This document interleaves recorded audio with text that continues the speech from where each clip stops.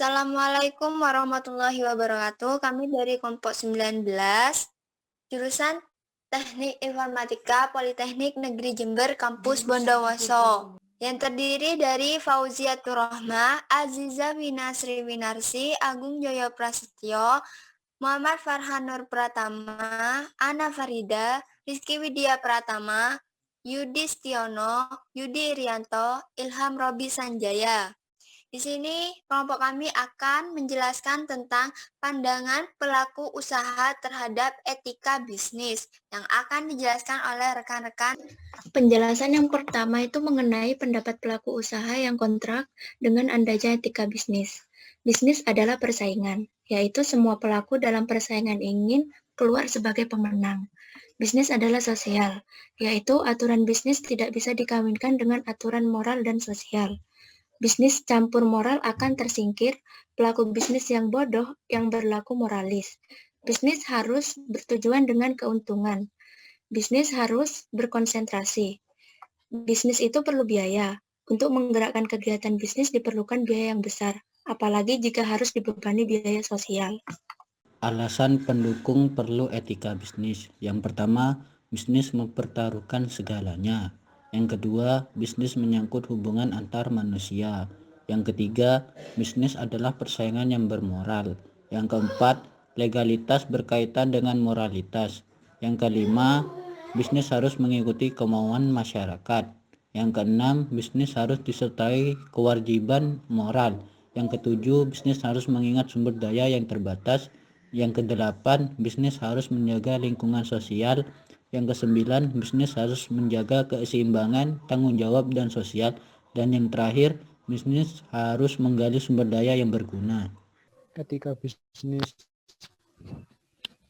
Prinsip otonomi adalah prinsip di mana perusahaan secara bebas memiliki kewenangan untuk mengambil keputusan dan bertindak berdasarkan kesadarannya sendiri tentang apa yang dianggapnya baik untuk dilakukan dan pelaksanaan sesuai dengan visi dan misi yang dimiliki. Kemudian prinsip kejujuran merupakan nilai yang paling mendasar atau modal dasar atau aset yang paling penting dan sangat berharga dalam mendukung keberhasilan kinerja perusahaan. Yang ketiga, prinsip tidak berniat jahat. Perwujudan prinsip ini mengambil dua bentuk. Pertama, prinsip baik menuntut agar orang secara aktif dan maksimal berbuat hal yang baik kepada orang lain. Kedua, dalam wujudnya yang minimal pasif, sikap ini menuntut agar kita tidak berbuat jahat, agar memperlakukan orang lain sesuai dengan haknya. Yang kelima, prinsip hormat pada diri sendiri merupakan prinsip tindakan bisnis yang dampaknya berpulang kembali kepada pebisnis itu sendiri, perusahaannya. Masalah etika bisnis. 1. Suap adalah tindakan berupa menawarkan, memberi, menerima, atau meminta sesuatu yang berharga dengan tujuan mempengaruhi tindakan seorang pejabat dalam melaksanakan kewajiban publik. 2. Paksaan merupakan tekanan, batasan, dorongan dengan paksa atau dengan menggunakan jabatan atau ancaman.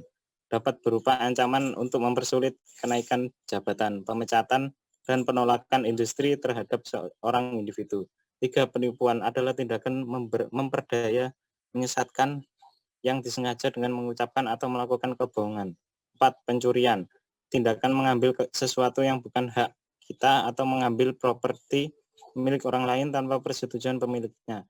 Properti tersebut dapat berupa properti fisik atau konseptual. 5. Diskriminasi tidak jelas, merupakan perlakuan tidak adil atau penolakan terhadap orang-orang tertentu yang disebabkan oleh ras, jenis kelamin, kewarganegaraan atau agama. Suatu kegagalan untuk memperlakukan semua orang dengan setara tanpa adanya perbedaan yang beralasan antar mereka yang disukai atau tidak dan tidak. Peraturan perundang-undangan yang mengatur perlindungan konsumsi di Indonesia. Tahun 1999 telah disahkan UU nomor 8 tahun 1999 tentang perlindungan konsumen. Tujuan disusunnya undang-undang ini adalah menciptakan sistem perlindungan konsumen yang mengandung keterbukaan akses dan informasi, serta menjamin kepastian hukum.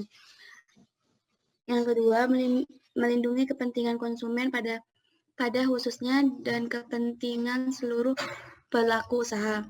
Yang ketiga, meningkatkan kualitas barang dan pelayanan jasa.